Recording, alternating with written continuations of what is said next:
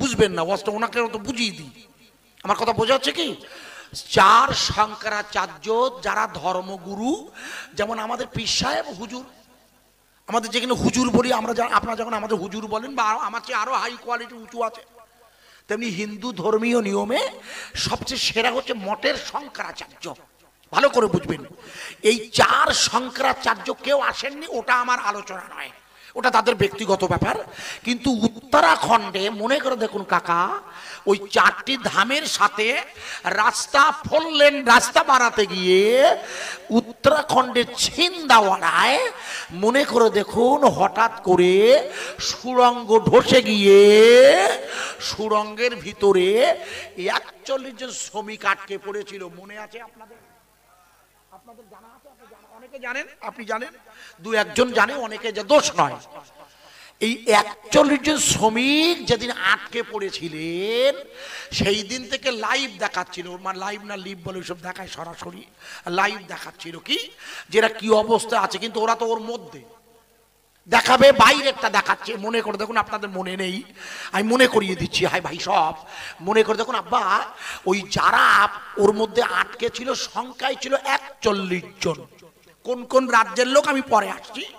এই ৪১ জন মানুষের মধ্যে মনে করে দেখুন, ওই উদ্ধার করার জন্য আমেরিকার জো বাইডেন বর্তমান যে সরকার, ওরা ক্রেনে করে, ক্রেন আমেরিকার কাজ কি যেখানেই সুযোগ হবে সেখানেই ঢুকে পড়া। আপনারা খেয়াল করবেন কাকা, ভুল বুঝবেন না, আমেরিকা যেখানেই সুযোগ, এই যে ইসরায়েলকে অস্ত্র সাহায্য দিচ্ছে তো আমেরিকা, অথচ আপনি কাকা জানেন না, বিশ্বাস করুন, ওই ইসরায়েলের যে ইহুদিরা, ওদের পৃথিবীতে কোনো বাস করার জায়গা ছিল না। ইতিহাস বাড়ি গিয়ে দেখে নেবেন।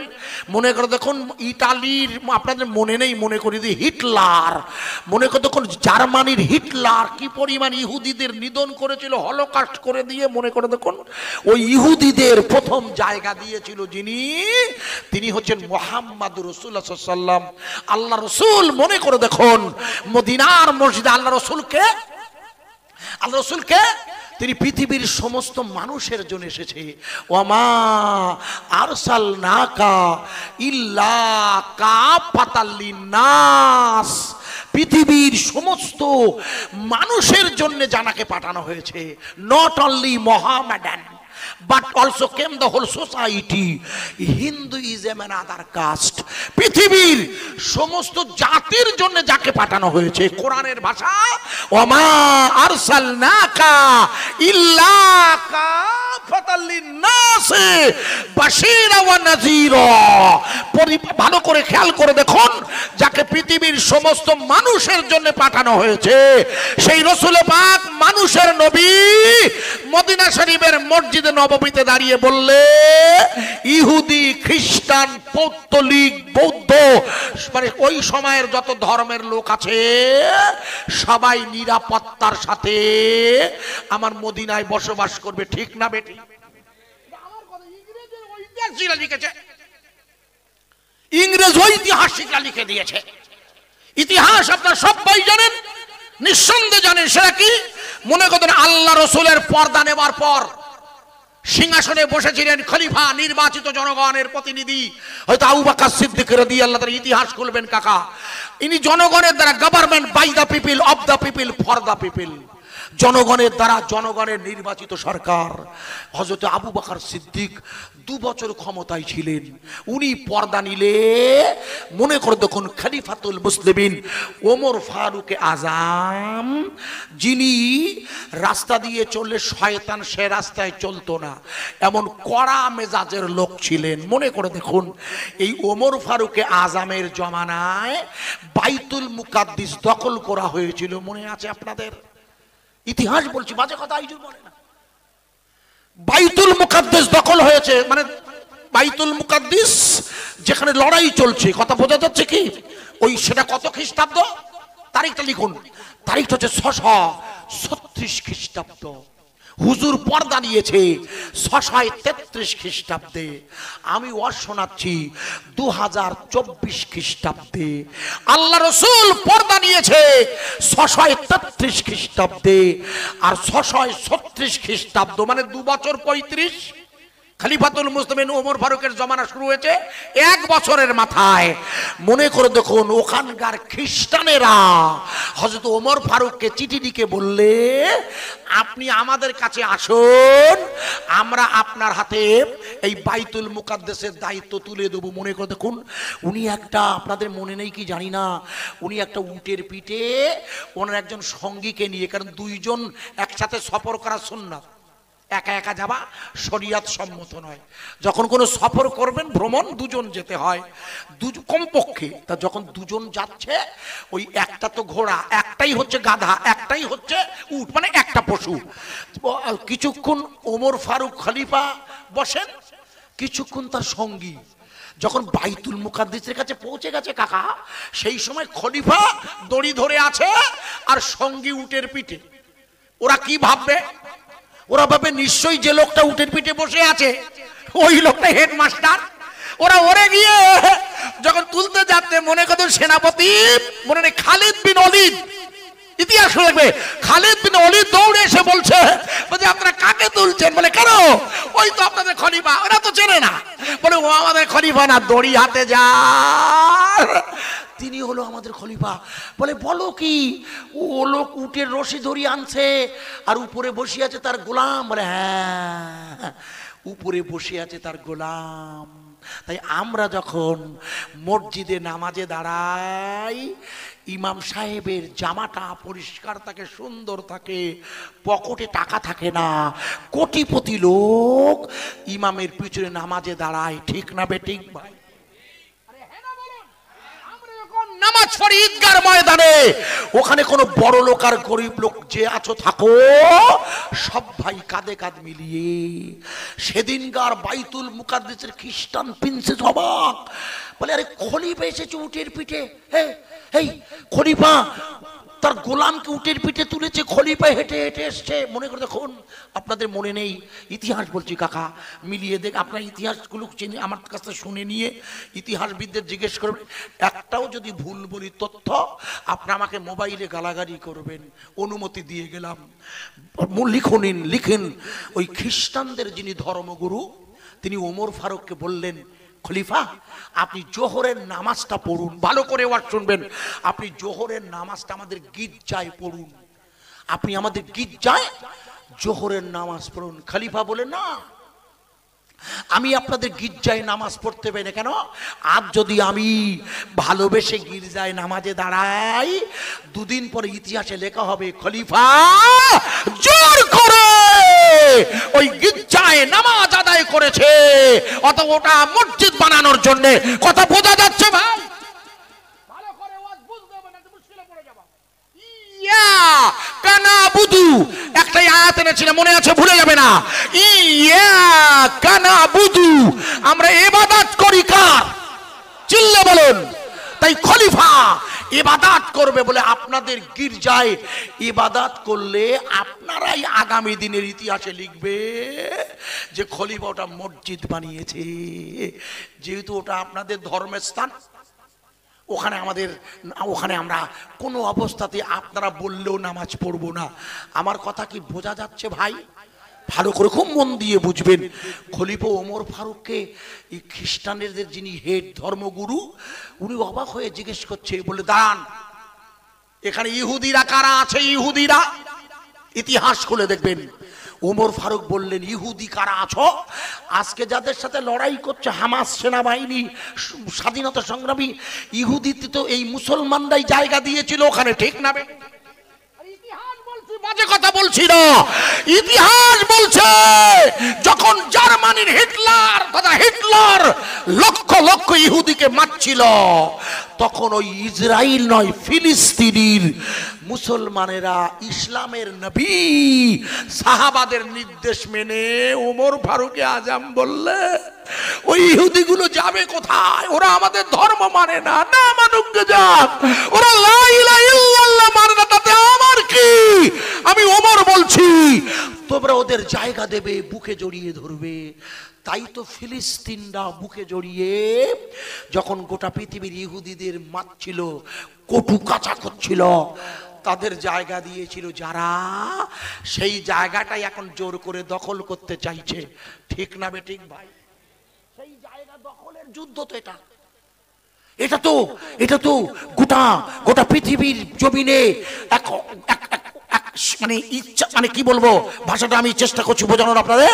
এটা তো একেবারে একটা জায়গা দখল করার জন্য গণহত্যা চালাচ্ছে ওরা শিশু, নারী, হাসপাতাল, স্কুল, কলেজ, মসজিদ, এমনকি গির্জা বাদ দেয় নাই। যে জো বাইডেন সাহায্য পাঠিয়েছে, সেই জো বাইডেনের খ্রিস্টানদের ধর্মগুরু ঈসা রুহুল্লাহ, আমরা বলি ঈসা রুহুল্লাহ, ওরা বলে যীশু খ্রিস্ট, ওরা যীশু খ্রিস্টর কবরের জায়গাটাও বম্বিং করেছে। মিস্টার জো বাইডেন শুধু ক্ষমতার লোভে কোনো প্রতিবাদ করে নাই। কি খ্রিস্টান আমি আমার কথা বোঝা যাচ্ছে কি ভাইয়া? খুব মন দিয়ে বুঝে নিন। হযরতে আপনাদের বোঝানোর জন্য বলে মোর কথা, দেখুন এই আমেরিকা যেখানেই নাক গলাচ্ছে, গোটা পৃথিবীর জমিনে ওরা নাক গলিয়ে নিজেদের হেডমাস্টার করতে চাইছে। তাই ভারতবর্ষের ওই সামান্য ওই সিন্দাওয়াড়ায় 41 জন শ্রমিক আটকে গেছে, আমেরিকার কাছে আমাদের প্রধানমন্ত্রীর তরফ থেকে দাবি করা হলো আপনি একটা পাহাড় কাটার মেশিন দেন। মনে করে দেখুন, আমেরিকা কার্গো বিমানে করে একটা মেশিন পাঠিয়ে দিয়েছিল সোজা সিন্দাওয়াড়ায়। আপনাদের মনে নেই কাকা, ওই সিন্দাওয়াড়ার ওই উত্তরাখণ্ডে ওই মেশিনটা দিয়ে ওরা যখন পাহাড় খুঁড়ছে, মানে পাহাড় খুঁড়েই তো রাস্তা বার করতে হবে, কথা বোঝা যাচ্ছে কি?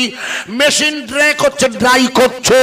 মনে করে দেখুন 15 দিনের মাথায় আমেরিকার পাঠানো মেশিনটা ভেঙে গিয়ে পাহাড়ের মধ্যে ঢুকে গিয়েছিল। মনে করে দেখুন,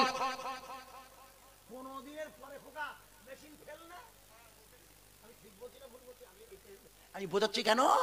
আজকে 4.5 মাস হয়ে গেছে ইসরায়েল আর হামাসের যুদ্ধ চলছে। ছোট্ট গুটি কয়েক কটা লোক এখনো তারা টিকে আছে না নেই?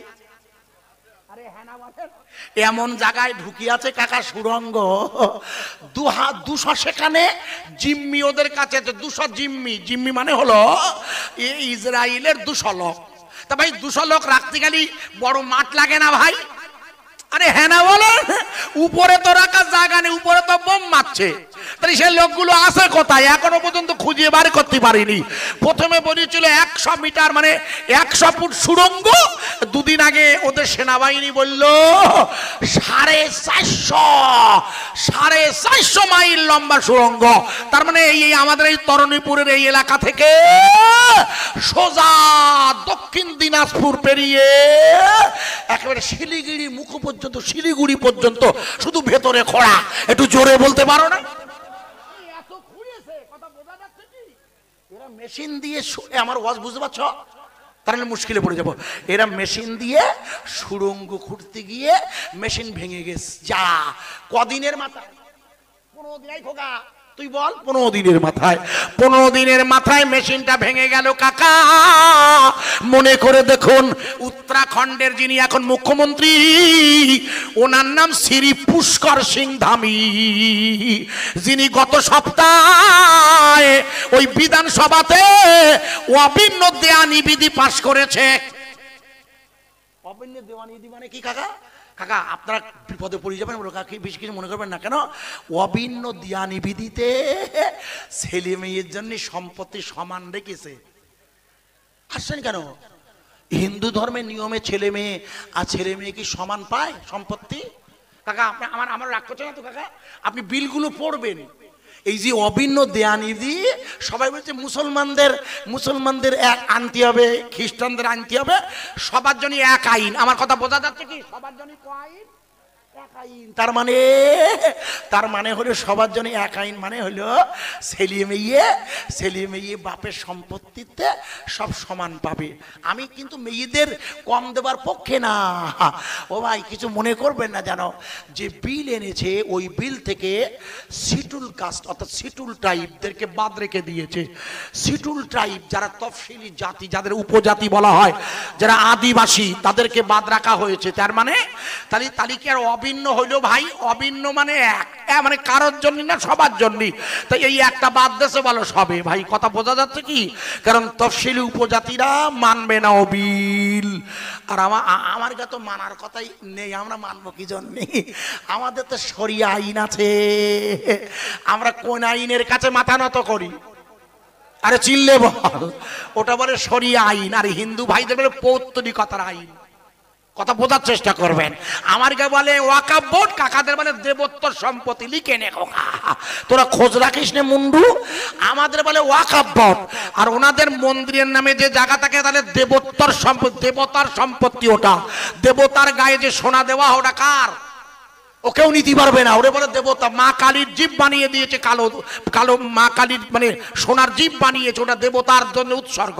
আপনারা বুঝবেন না, ভুল বুঝবেন না। আমি যেটা বলছিলাম, নতুন যে অভিন্ন দেয়ানি বিধি আনছে, এমনি তো আমরা মানি না। কেন মানি? অন্য কোনো কারণ না, অন্য কোনো কারণে আমার কোরআন শরীফে যা নিয়ম কানুন বলা আছে, তাই আমরা তাই ঠিক মতন মানতে পারিনি। ও আমার কথা বোঝা যাচ্ছে? মুসা আলাইহিস সালাম আমাকে উপকার করলেন না খুব। আল্লাহ তো প্রথমে নামাজ দিল 50 ওয়াক্ত। কক তো হ্যাঁ না বলো? হ্যাঁ ওয়াজ বুঝিবাতে হ্যাঁ না বল, না তাই ওয়াজ করব না। 50 ওয়াক্ত দিল না? আরে নামাজ দিয়েছিল কত ওয়াক্ত? ও ভাই এই 50 নামাজই থাকতো, কেউ নামাজ পড়তে পারতেন? আমি পারতাম না, আমার নিজের কথা বলছি। কারণ আমার কাছে কাজ, ওই কাজই তো করতে হতো। তা যে ঘুমুতি হয়, ও খোকা, সেই রাত 4:30 পৌনে 5টার পরে ফজর হয়, আর সেই জোহর হয় 1:30 2টো। তাই আমার কাছে নামাজ অনেক সময় কাজা হয়, আপনার অনেকের হয় না ভাই? হয়। আর এর মধ্যে যদি 50 ওয়াক্ত হইতো, তা কি হতো তা ঠিক নেই। সেই জন্য আমরা 50 ওয়াক্ত পড়ি না। কোরআন বলে দিয়েছে, তোমরা রাসূলকে বললে ওয়াক্ত, জোরে বলুন। এই 5 ওয়াক্ত কি করতে হয়? না না না না, আজান দিতে হয়। পাগলা, নামাজ পড়তে হবে, আগে আজান দেবে না? আরে হ্যাঁ না বলো? আরে আমার কথা বোঝা যাচ্ছে না? কি দেবে? একটু আজান দিচ্ছি কিন্তু। কেন? আমি যুক্তির খাতিরে ধরে নিয়েছি, যুক্তির খাতিরে। আপনাদের এখানে মাইক এখন আর আজান হবে না, যুক্তির খাতিরে ধরছি। কারণ মধ্যপ্রদেশ, মনে করে দেখুন, রাজস্থান, হিমাচল প্রদেশ, বিভিন্ন জায়গায় মসজিদে মাইকে আজান দেওয়ার উপরে অভিযোগ আসছে। আগামী দিন হয়তো ভারতবর্ষে, পশ্চিমবঙ্গে আসতে পারে। এখন আমি যুক্তির খাতিরে বলছি, মাইকে আজান বন্ধ হয়ে গেছে মনে করুন, তবু আমি একবার আজান দিচ্ছি, আপনারা একটু মাইকে উত্তর দেবেন। কাকা আপনারা শুনবেন, মানে করে দিচ্ছি, তারপর বুঝতে পারবেন কি বলছি। আল্লাহু আকবার। আপনারা উত্তর দেন না, ওই আল্লাহু আকবার বলেন। কারণ আমি আজান দিচ্ছি না, নামাজ হবে না এখন, এসা তো হয়ে গেছে খোকা, এখন এসা হবে না পাগলা। আমি এমনি দিচ্ছি বোঝানোর জন্য, আমি হাই আল্লাহ সালায় যাবো না। দেখো কোন, দেখো না, আল্লাহু আকবার, জোরে বলুন। এর বাংলা মানে কি? আল্লাহ মহান, আল্লাহ বড়, অর্থাৎ সৃষ্টিকর্তা মহান এবং তিনি হচ্ছেন সকলের বড় স্রষ্টা। ওয়াল্লাং জ্যেষ্ঠং, সংস্কৃত কাকা, ওয়াল্লাং জ্যেষ্ঠং, ওয়াল্লাং ষষ্ঠং, ওয়াল্লাং পারানাম সারানাম ব্রহ্মম। এই পৃথিবীর সৃষ্টিকর্তা, তারই নাম হচ্ছে ওয়াল্লাং জ্যেষ্ঠং। তিনি হলো বড়, তিনি শ্রেষ্ঠ, তিনি মহান। আরবিতে তারে বলে আল্লাহু আকবার। কাকা এরা কি পাগলা, বলছে মাইকে আজান দেওয়া যাবে না। দেন মাইকে আজান দেওয়া বন্ধ কর, দেন বন্ধ দিয়েছি।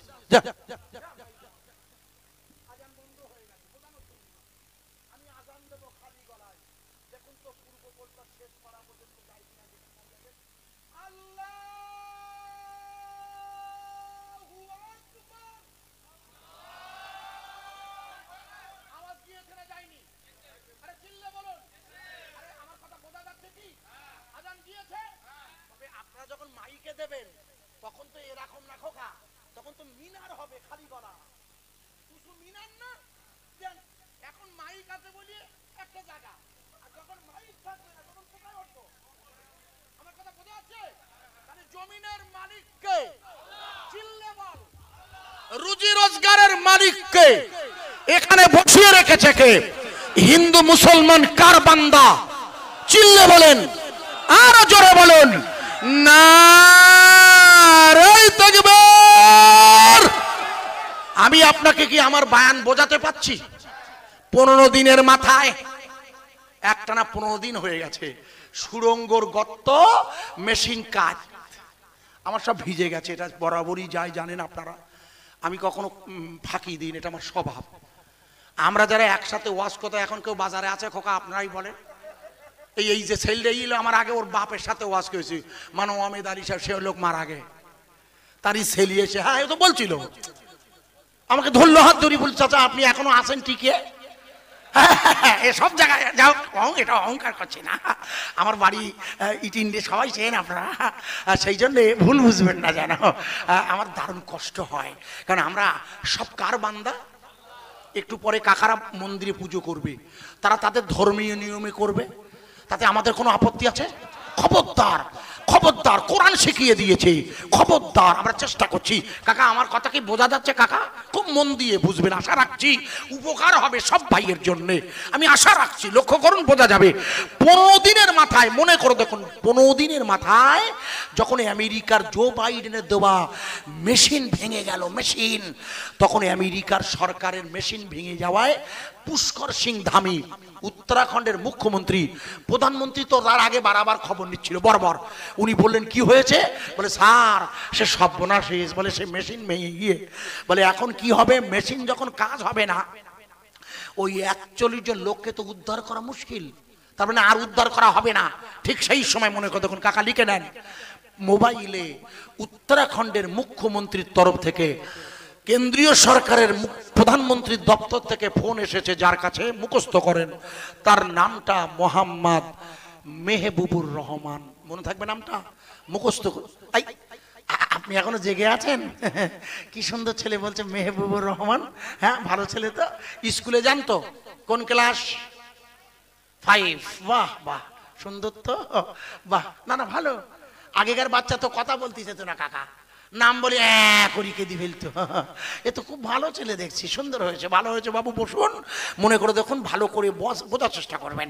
ভাই ওই যার কাছে ফোন করেছে তার নাম মোহাম্মদ মেহবুবুর রহমান, বাড়ি হচ্ছে দিল্লিতে, যেখানে ওই ক্যাকা নিয়ে ঝগড়া হয়েছিল। ক্যাকা বোঝো না? ছিয়ে আবার বলছে ক্যাকা হবে। কাকা কি ফেরা আবার ভোটে গিয়েছে, অমিত শাহ বলছে ক্যাকা হবে। ক্যাকা মানে হলো বাংলাদেশ থেকে ভারতে যারা এসেছে, পশ্চিমবঙ্গে যারা আছে তাদের নাগরিকত্ব দেবে। আর তোর পাগলা, তারা তো অলরেডি নাগরিক, এখানে কি দেবে কাকা একটু বুঝিয়ে দেন।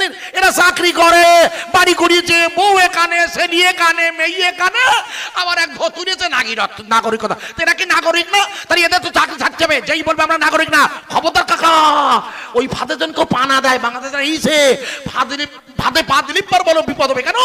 ও তো লেখা আছে, ফর্মে লিখে নাও, লেখা আছে বাংলাদেশ থেকে ধর্মীয় কারণে অত্যাচারিত হয়েছে তাদের নাগরিকত্ব দেওয়া হবে। তাই তো মথুরাদের মহাসংঘের সংঘাধিপতি এখানকার এমপি ছিলেন, উনি বারবার মহিলা মমতা ঠাকুর, ঠিক বলছে, এই ভদ্র মহিলা রাজনীতি করবেন এখানটায়, উনি ঠিক বলছে আমরা তো এখানকার নাগরিক, আবার কেন নাগরিকত্ব নেব? কথা বোঝা যাচ্ছে খোকা? আমার বাপ দাদা সত্যি পুরুষ ইটিন্ডে বাস করিয়েছে, এখন যদি বলে এখানে থাকা যাবে না, ওটা আলাদা কথা। কেউ যদি জোর করি বলে তোমার ইটিন্ডে রাখবো না, ও আলাদা কথা। ইয়ে কি ফেরাই বুঝলাম না। যারা চাকরি করছে, আমার কথা বোঝা যাচ্ছে তো? হ্যাঁ না বলো, নাহলে মুশকিলে পড়ে যাবো। চাকরি বাকরি করছে না, সব বাংলাদেশ থেকে এসছেন, তাই সব আমাদের নাগরিক। ভোট দিচ্ছে তারা, আধার কার্ড তারগা, আই কার্ড তারগা, প্যান কার্ড তারগা, মাল তারগা, জমি জায়গা, বলছে এখানে নাগরিকত্ব নিতে হবে। ওইটা নিতে গেলে তো লিখতে হবে যে আমি এখানে চাকরি করি না, কারণ নাগরিক হলে যে চাকরি হয়। কি ফাঁদ না কাকা, বুঝতে পারছেন আপনারা? আমি বুঝি না, রাজনীতি করি না তো, তবে একেবারে কম বুঝি না, তাও না খোকা, কিছু মনে করবেন না, যেটা বলছিলাম বোঝানোর জন্য। এখন এ ভদ্রলোকের নাম হচ্ছে মোহাম্মদ মেহবুব। আচ্ছা আপনাকে অসুস্থ ওখানে দাঁড়িয়ে আছেন কেন? অসুস্থ লোক দাঁড়ায়, সুস্থ লোক তো দাঁড়ায় না, যারা এইবার একটু কড়া বলিস বলো খোকা, এটা বসে যাবেন। প্রিয় ভাইরা, যেটা বলছিলাম, যার কাছে ফোন করা হয়েছে ওর নাম হলো মেহবুবুর রহমান। ওই জনাব মেহবুবুর রহমানকে উত্তরাখণ্ডের মুখ্যমন্ত্রী মোবাইলে বলছেন, আপনি আর আপনার টিম কোথায়? ওর একটা দল আছে, সংখ্যায় 12 জন মোট। এদের কাজ কি? 12 জনই সব মুসলমান। এদের কাজ কি কাকা? এদের কাজটা শোনে, এদের কাজ হলো পাহাড় কেটে সুড়ঙ্গ বার করা। এরা কি করে? কয়লার খনির গর্তের মুখ খুব শক্ত হয়, কয়লার খনি, ওই কয়লার খনির মুখ হাতুড়ি দিয়ে, সেনি দিয়ে, সেনি বোঝেন না? আমাদের সেনি বোঝেন না? ওই সেনি ফুটিয়ে হাতুড়ি দিয়ে মেরিয়ে এরা গর্ত করে। আল্লাহ ওদের এমন হাত দিয়েছে, এদের সুড়ঙ্গ করার অভিজ্ঞতা দিয়েছে আল্লাহ। ওই ওদের রুজি রোজগারের পথ, আল্লাহ ওদের ওই জ্ঞান দিয়েছে ভাই। যে যা সবাই সব কাজ পারে না। ওদের কাজ হচ্ছে কি করা বলুন তো? পাহাড় কেটে সুড়ঙ্গ বার করা। ভাই, যে 12 জন লোককে ডাকা হলো এরা কিন্তু সবাই মুসলমান। নাম বলে দিলাম, হেডমাস্টার যিনি, ওর নাম মোহাম্মদ মেহবুবুর রহমান। উত্তরাখণ্ডের মুখ্যমন্ত্রী জিজ্ঞেস করলো, আপনি কোথায় আছেন? আপনার টিম? বলে, আমি তো দিল্লি আছি। বলে, অপেক্ষা করুন, আপনাদের কাছে লোক যাচ্ছে। বলে, আবার লোক কেন? বলে, যাচ্ছে, একটু অপেক্ষা করেন। সত্যি সত্যি সরকারের লোক গিয়ে বলে, আপনারা রেডি হন, এখনই এখান থেকে হেলিকপ্টারে সোজা যেতে উত্তরাখণ্ডে। কেন? 15 দিন পার হয়ে গেছে, সবাই বুঝতে পারছে এদের উদ্ধার করা সম্ভব নয়। কারণ আমেরিকার মেশিন যেখানে নষ্ট হয়েছে, মানুষ মুছতে পড়েছে। কিন্তু মনে করে দেখুন, 15 দিন সকালবেলা ওই 12 জনের দলটা নিজেদের জীবন বাজি রেখে ওই ভিতরে আটকে পড়া ওই 41 জন মানুষকে উদ্ধার করার জন্য এরা সুড়ঙ্গ খুঁড়েছিল। মনে করে দেখুন, ওই 17 দিন বেলা 11টা, মুখস্থ করো, 17 দিন বেলা 11টা ওরা যখন সুড়ঙ্গের মধ্যে সামান্য গর্ত খুঁড়ে মাথাটা ঢুকাতে সামর্থ্য হয়েছিল, মেহবুবুর রহমান প্রথমেই মাথা ভিতরে ঢুকিয়ে দিয়েছিল। 17 দিন পরে ওই লোকগুলো চিৎকার করে উঠেছিল, ভগবান বাঁচাও, বাঁচাও ভগবান। এখানে ভগবান কাকে বলছে ওরা? ওই লোকগুলোকে। কথা বোঝা যাচ্ছে? ভুল বুঝবেন না। কেন? 17 দিন মৃত্যুর সাথে যারা লড়াই করছে, ওই লোকগুলোর কাছে এই লোকটা হয়েছে ভগবান। আমার কথা বোঝা যাচ্ছে কি কাকা? মনে করে দেখুন, এই 17 জন লোক চেঁচাচ্ছে, 41 জন লোক বলে, আপনার ভগবান? বলছে, না ভাই, আমি ভগবান না ভাই। ঠিক বলেছে না? তো ঠিক বলছে। বলছে, আমি ভগবান না, তবে আমি ভগবানের, ভগবান তথা পৃথিবীর সৃষ্টিকর্তার এক বান্দা, আমি গোলাম। আপনারা একটু অপেক্ষা করেন। বলে, আপনার মাথা ঢুকিয়েছেন যখন? বলে, অপেক্ষা করেন, এখনো হয়নি। কেন? বলে, এখনো তো আমাদের ধর ঢুকুইনি, সবে তো মুন্ডু দে আপনাকে বুঝিয়ে দিলাম, ভয় নেই।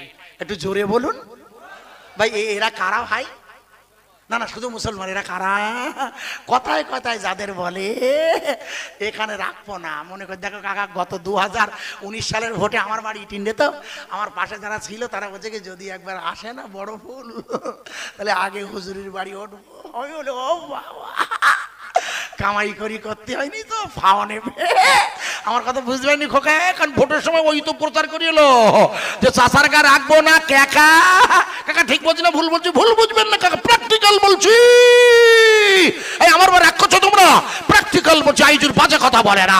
আমি প্রশাসনের সামনেই বলছি কথাগুলো। কেন? আমরা মুসলমানরা ভারতের স্বাধীনতা সংগ্রামে সবচাইতে বেশি রক্ত দিয়েছি।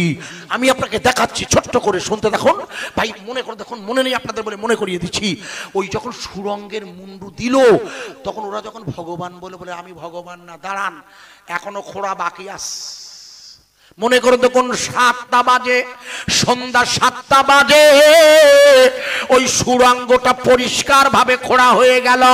একের পরে এক লোক বার করে আনছে। আপনাদের মনে আছে কিনা জানি না, একের পরে এক যখন লোক বেরিয়ে আসে, ওই মনে করে দেখুন 41 জন লোকের শেষে যিনি ছিলেন, তিনি হলেন শিখ ধর্মের নেতা।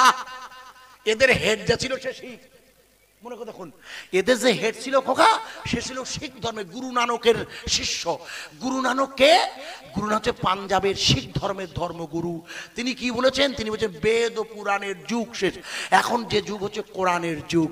অর্থাৎ বেদ ও পুরাণের যুগের পরে যে যুগে সেটা কোরআন শরীফের যুগ। এটা বলেছেন স্বয়ং স্বামী প্রিয়। আপনারা শুনে রাখুন, কোরআনের যুগ মানে, কোরআন মানে হলো পৃথিবীর সমস্ত মানুষের বেঁচে থাকার এক ইমানি দাওয়াত। কোরআন মানে হলো হিন্দু, মুসলমান, জৈন, খ্রিস্টান, ইহুদি, নাসারা যে যার ধর্ম ইচ্ছা মতন করবে। কোরআন মানে হলো লাকুম দিনুকুম ওয়ালিয়া দিন, তোমার দিন তোমার, আমার দিন আমার। কোরআন মানে হলো একে অপরে সব বুকে বাঁধা ইমানি দাওয়াতের এক আন্দোলন। কোরআন মানে হলো একজন আর একজনকে পৃথিবীর জমিনের রেখার এক আশ্চর্য নিয়ামত। এই ভালো করে বোঝার চেষ্টা করবেন। ওই যখন ওরা উঠলে তখন জিজ্ঞেস করছে সাংবাদিক, আচ্ছা এই 17 দিন ওর মধ্যে আপনার ছিলেন কি করি বলেন দিন কাকা, জিজ্ঞেস করছে। তো দেখো এই 17 দিন আমরা যারা ছিলাম, জানেন তো আপনারা যারা ছিল সব হিন্দু ভাই, কিন্তু কোনো মুসলমান ছিল না। এই 41 জনের মধ্যে 38 জন ছিল অন্য রাজ্যের, আর 3 জন আমাদের রাজ্যের। তার মধ্যে একজন হচ্ছে কুচবিহারে, কাকা আমি গিয়েছিলাম প্লেনে ওয়াজ করতে সেইখানটায় কুচবিহারে। সরাসরি জিজ্ঞেস করছে সাংবাদিকরা জিজ্ঞেস করছে, সবাই জিজ্ঞেস করে লোকজন এসে বলে, আচ্ছা এই 17 দিন আপনি বেঁচে ছিলেন কি করি? বলে শুনুন, প্রথম 10 দিন, প্রথম কদিন বলে প্রথম 10 দিন আমরা, আমাদের কাছে যে মুড়ি ছিল, মুড়ি ভাই এই যারা এই রাস্তায় কাজ করতে আসে ওরা কতটা মুড়ি আনে ভাই? 1 সাজের মতন আনে, বড় জোর 1.5 সাজ। পরের সাজ তো তাঁবুতে গিয়ে খায় যারা রাস্তা করে কাজ কর্ম। তো এরা যা খাবার নিয়ে গেছে সেটুকু 1 সাজ বা 1.5 সাজ হতে পারে।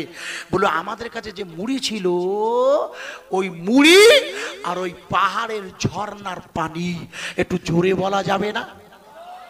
কিসের ঝর্ণার পানি? চুললে বলুন, আরো জোরে বলুন। পাহাড় থেকে সৃষ্টি হয়েছে যত নদী নালা, ঠিক না বেঠিক? ও গঙ্গোত্রী নমা। এই যে গঙ্গা, যমুনা, সরস্বতী, এই যত নদী এসেছে সব তৈরি হয়েছে পাহাড়ের ঝর্ণা থেকে না ভাইয়া? ওই পাহাড়ের ঝর্ণার পানি, অথচ ওইখানে পাওয়ার কথা নয়। ও তো রাস্তা কাটছে, ওরা রাস্তা কাটতে গিয়ে আটকে গেছে। মানে এই 10 দিন, প্রথম 10 দিন ওই পাহাড়ের ঝর্ণার জল আর মুড়ি খেয়ে আমাদের জীবন বাঁচানো হয়েছে। আমি আপনাদের জিজ্ঞেস করছি, মুড়ি নাই, চাষের জমি থেকে ওই চাল কিনে নিয়ে বানিয়ে নিলেন বর্ধমানের 1 নম্বর মুড়ি। কিন্তু এই পানির ব্যবস্থা করে কে? আরে চিল্লে বলুন। পৃথিবীর কোন ব্যক্তির ক্ষমতা আছে আকাশ থেকে পানি দেওয়ার? আকাশ থেকে পানি না দিলে পুকুরগুলোতে পানি হয় না। তাই পানির মালিক যে আল্লাহ। ওরা অবাক হয়ে জিজ্ঞেস করছে, আপনারা বলে আপনারা এখানে এই 17 দিনের প্রথম 10 দিন বলে আমাদের সাহায্য, সরকারি কোনো সাহায্য পৌঁছায়নি। তখনও সরকারের দোষ নয়, চেষ্টা করছে, কিন্তু সাহায্যের মালিককে আমি কি আপনাকে বোঝাতে পারছি? সাহায্যের মালিককে। তাই ইবাদত হয় কার? আল্লাহ ছাড়া আর কারোর কাছে মাথা নত করা যায় কি? এই জন্য কোনো অবস্থায় যায় না। যিনি আমাকে খাওয়ায়, যিনি আমাকে হায়াতে রেখেছেন, যিনি আমার মুখ দিয়ে কোরআন তেলাওয়াত করায়, যিনি এই চোখ দিয়ে আল্লাহর কোরআন দেখায়, যিনি আমাকে মসজিদে নিয়ে গিয়ে সুবহানা রব্বিল আলা বলায়, এই মালিক ছাড়া আর কারোর কাছে মাথা নত করা যায় না। তাই আপনাদের বোঝানোর জন্য বলছিলাম, ভালো করে বোঝার চেষ্টা করবেন। তাহলে এই পৃথিবীর জমিনে হিন্দু, মুসলমান, জৈন, খ্রিস্টান, ওই যে 41 জন ভাই যারা আমাদের প্রতিবেশী হিন্দু ধর্মের মানুষ, তারা আটকে গেছে পাহাড়ের গুহায়। আর ওই ঝর্ণার পানি দিয়ে তাদের দায়িত্ব নিয়ে হেফাজতে পূর্ণ মাত্রায় ওই গুহার মধ্যে আটকে থাকা মানুষগুলোকে বাঁচিয়েছে যিনি,